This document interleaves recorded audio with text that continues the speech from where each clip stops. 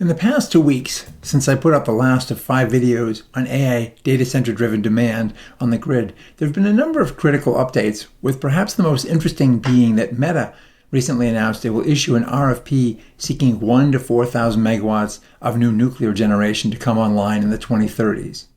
Winning that bid would certainly boost the investability of any number of startups in the space, although shares of the publicly traded modular nuclear reactor companies haven't been doing too badly lately.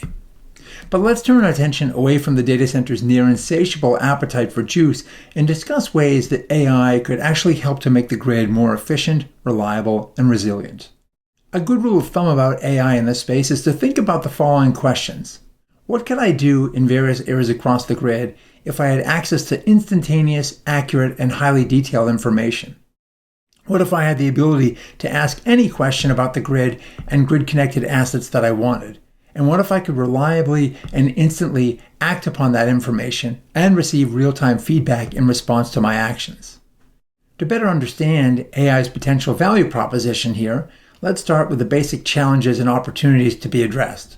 First, our grid is bursting at the seams, both at the transmission and distribution levels, with infrastructure increasingly hitting thermal limits at certain times, largely when ambient temps are high and there's a lot of current flowing.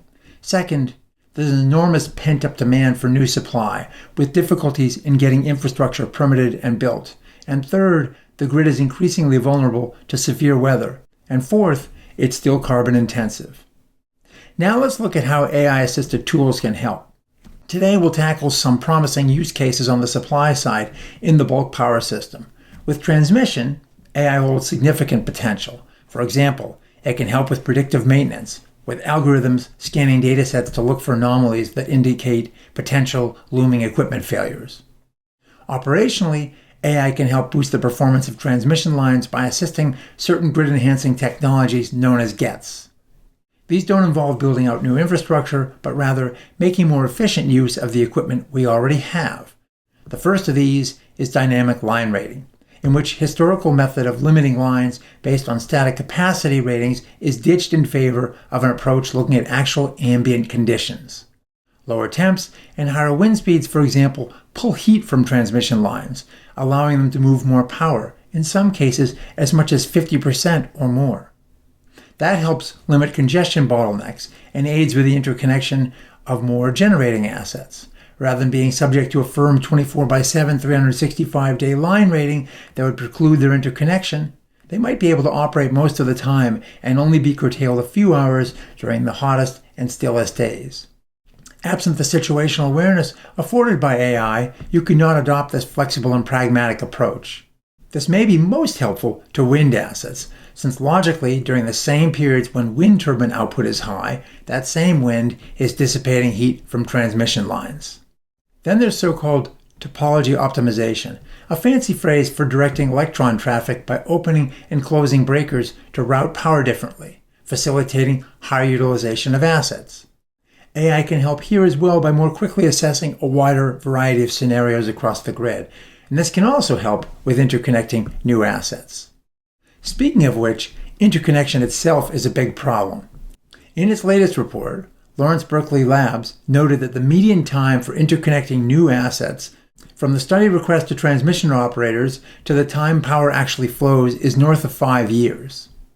In the year 2000, it only took 2 years to interconnect because planners were dealing with fewer and far larger projects, mostly big coal and gas plants, the elephants.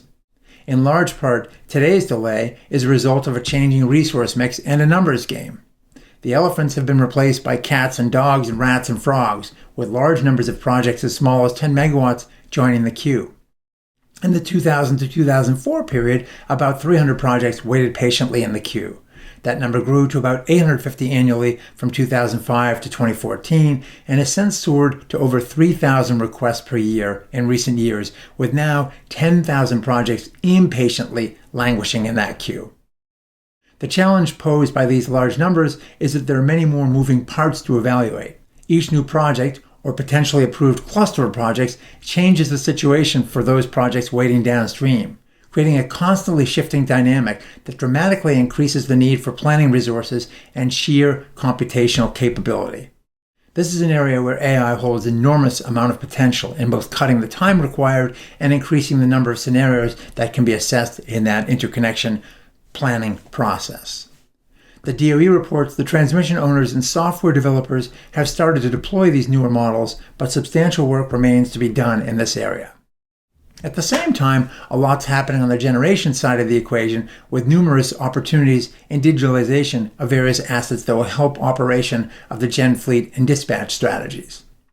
Gas generators, for example, can be run more efficiently based on actual operating conditions rather than prescribed schedules. For example, algorithms applied to information derived from a variety of sensors can tell the plant operators how hard they can run a turbine, perhaps overfiring and exceeding nameplate ratings on a frigid day when demand is high and power prices are soaring. They can also better understand when to take turbines out for maintenance rather than relying on fixed schedules. Perhaps an apt analogy here would be changing the oil in your car, not based on the miles driven or months since your last visit to Jiffy Lube, but based on the sensors in the oil actually telling you how dirty that oil is. AI married to more powerful computers is helping to generate more accurate weather forecasts. Longer term and more geographically precise locational forecasts can help grid operators refine their output projections and dispatch strategies while optimizing utility-scale battery storage and dispatch as well. Within a wind farm, AIs can also help with so-called wake steering, which has nothing to do with directing mourners towards an open casket. No, by orienting wind blades a few degrees, computers can minimize the disruptions in wind flow affecting downwind turbines, thus optimizing output. Among other benefits, the National Renewable Energy Laboratory, NREL, suggests that integration of wake steering strategies into the siting and planning process could cut land requirements for future wind plants by an average of 18% and up to 60% in some instances. AI can also help new sustainable technologies such as advanced geothermal projects that extract heat from solid rock miles underground and use that to generate power. Here, machines and algorithms do all sorts of things, from telling operators where to drill, to physically guiding the drill bits through the subsurface hard rock, predicting reservoir behavior, and determining how much heat to extract from a given area over a specific duration.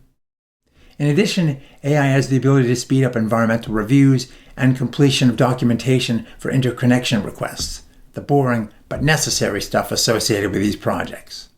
Some of these applications are already happening with AI related to machine learning.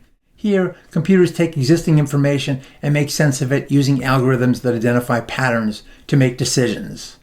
But as the large language models become increasingly powerful and more sophisticated, the ability to develop generative AI, to understand the patterns of existing data and then generate new data to improve decision-making, well, that will take us to the next level.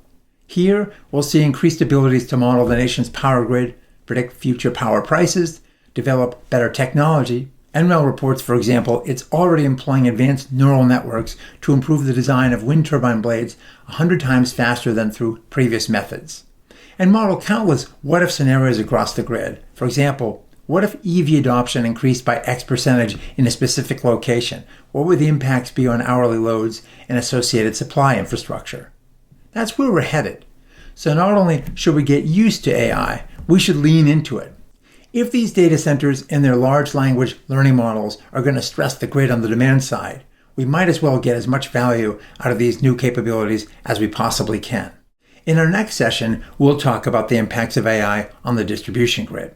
Thanks for watching, and we'll see you again.